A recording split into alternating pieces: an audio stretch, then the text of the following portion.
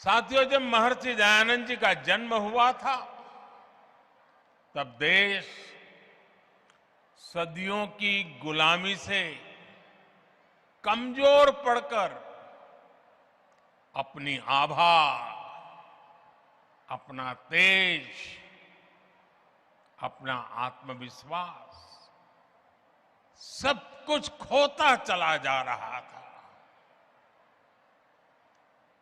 प्रतिपल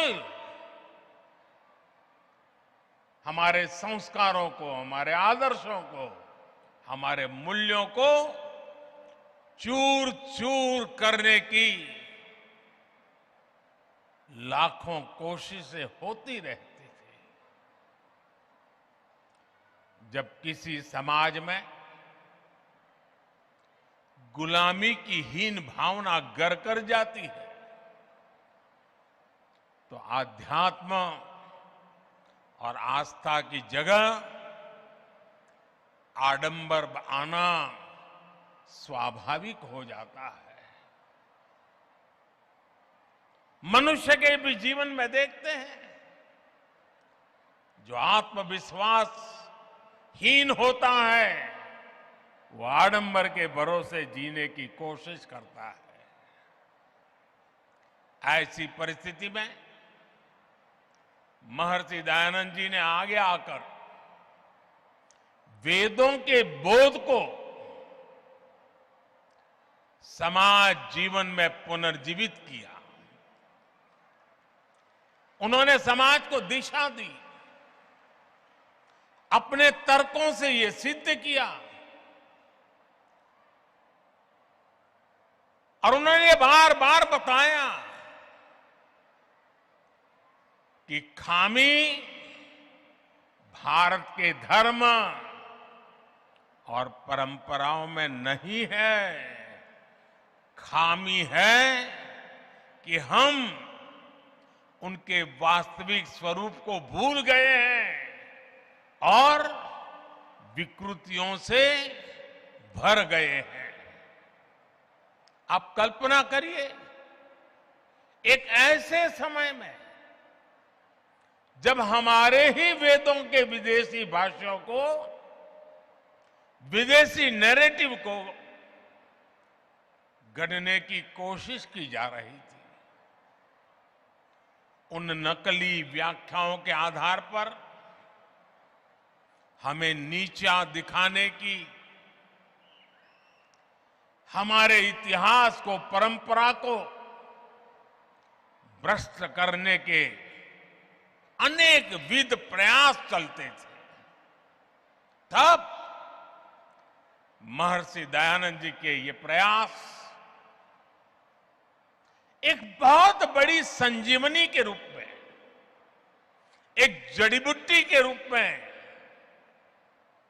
समाज में एक नई प्राण शक्ति बन करके आ गए।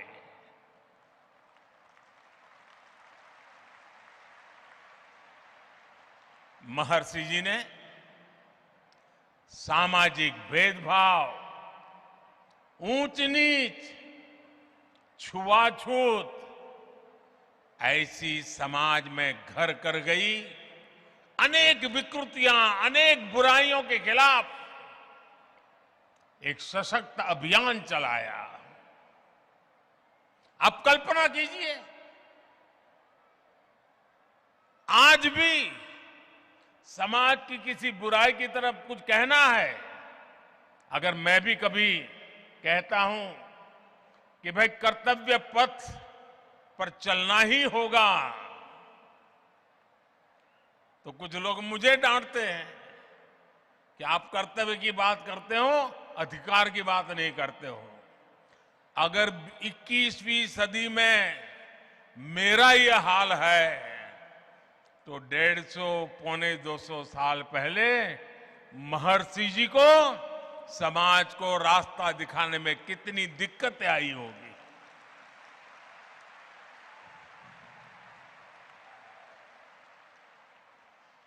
जिन बुराइयों का ठीकरा धर्म के ऊपर फोड़ा जाता था, स्वामी जी ने उन्हें धर्म के ही प्रकाश से दूर किया।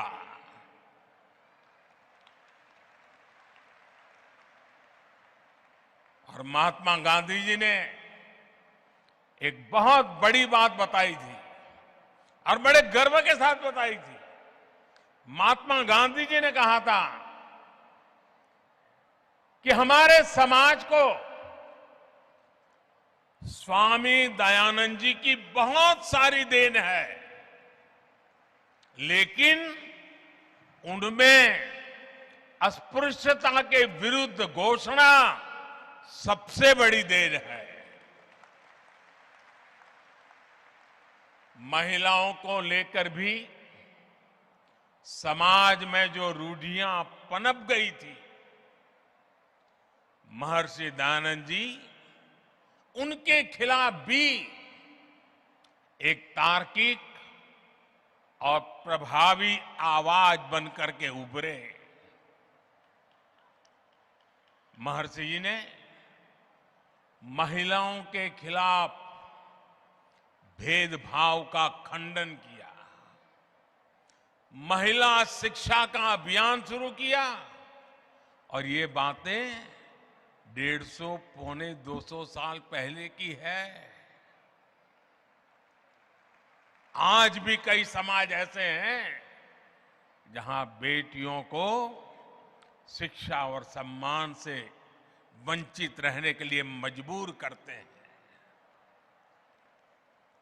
स्वामी दयानंद जी ने ये बिगुल तब फूंका था जब पश्चिमी देशों में भी महिलाओं के लिए समान अधिकार दूर की बात थी। भाइयों और बहनों, उस कालखंड में स्वामी दयानंद सरस्वती जी का पदार्पण पूरे युग की चुनौतियों के सामने उनका उठ करके खड़े हो जाना यह असामान्य था। किसी भी रूप में वो सामान्य नहीं था।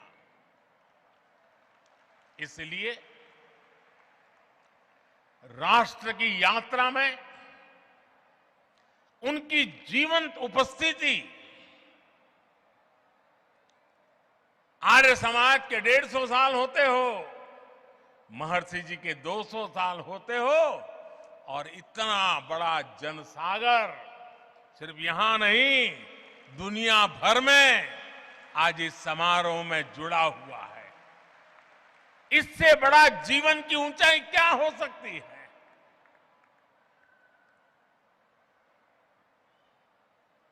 जीवन जिस प्रकार से दौड़ रहा है, मृत्यु के 10 साल के बाद भी जिंदा रहना असंभव होता है। 200 साल के बावजूद भी आज महर्षि जी हमारे बीच में हैं।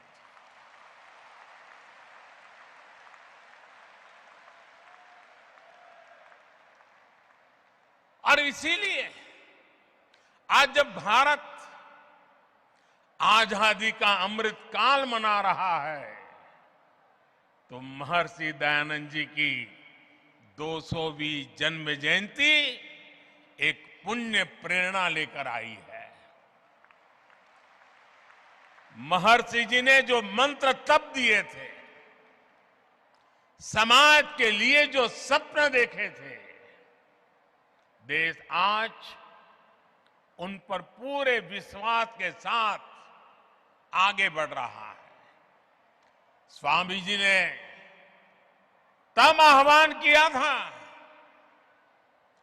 वेदों की ओर लौटे।